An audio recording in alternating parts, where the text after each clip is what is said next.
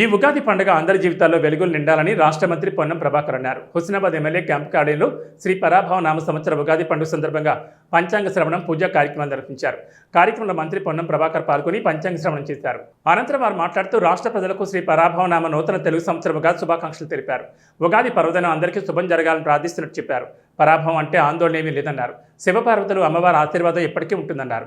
అందరం కోపాన్ని, అహంకారాన్ని, ఆవేశాన్ని, ఆక్రోశాన్ని, ఇతరుల మీద ఈర్ష్య, అసూయలు తొలగిస్తే అందరూ సంతోషంగా ఉంటామన్నారు. నియోజకవర్గ అభివృద్ధి, ప్రజల సంక్షేమం ఎలాంటి ఆటంకం లేకుండా జరగాలని ఆకాంక్షించారు. రాజకీయాలకు అతీతంగా ప్రతిపక్ష నాయకులు కూడా అభివృద్ధికి సహకరించి గ్రామాలను అభివృద్ధి చేసుకుందామని పిలుపునిచ్చారు. శ్రీ పరాభవ సంవత్సర నూతన తెలుగు సంవత్సర ఉగాది శుభాకాంక్షలు.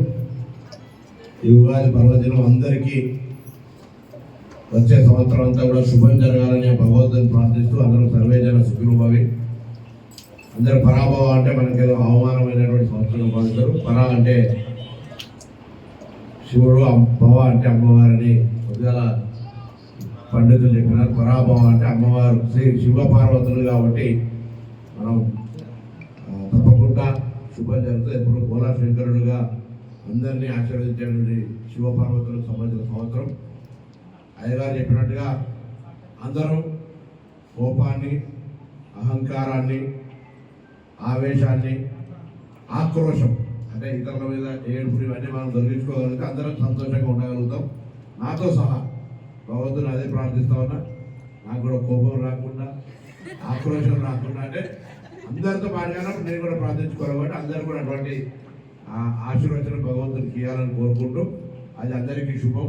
ఆరోగ్యరీత్యా కానీ మరి వ్యవహార రీత్యా కూడా అందరికీ మంచిది కాబట్టి తప్పకుండా అందరం కూడా మరి ఈ నియోజకవర్గ అభివృద్ధి, ప్రజల సంక్షేమము, ముఖ్యమంత్రి రేవంత్ రెడ్డి గారి నాయకత్వంలో ఇంకా తెలంగాణ ప్రజలకు అన్ని రకాల మంచి జరగాలని, అందులో హుస్నాబాద్ నియోజకవర్గం మోడల్ నియోజకవర్గంగా అన్ని రంగాల్లో విద్య, వైద్య అన్ని రంగాలకు సంబంధించిన లోపల ముందుకు పోయే విధంగా అందరం కలిసి మరి అటు ప్రతిపక్ష నాయకులు కూడా అభివృద్ధికి సహకరించి అన్ని రకాలుగా అందరం మన ఊర్లను అభివృద్ధి చేసుకుందామనే మాటని సందర్భంగా అటువంటి బలాన్ని ఇవ్వమని భగవంతుని ప్రార్థిస్తూ అందరికీ మరొకసారి పేరు పేరున హృదయపూర్వకంగా ఉగాది నా శుభాకాంక్షలు.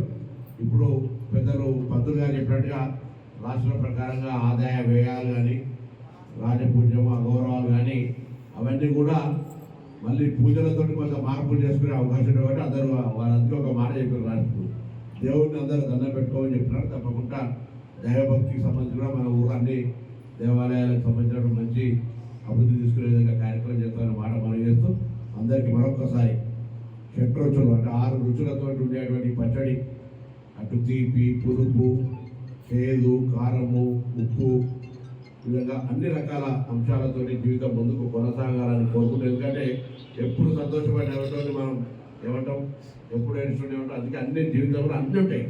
అన్నింటినీ స్వీకరించి ముందుకు పోగలిగినప్పుడే అది జీవితం కాబట్టి అటువంటి జీవితంలో అందరికీ మంచి శుభం జరగాలని కోరుకుంటూ అందరికీ నా హృదయపూర్వక నమస్కారాలు.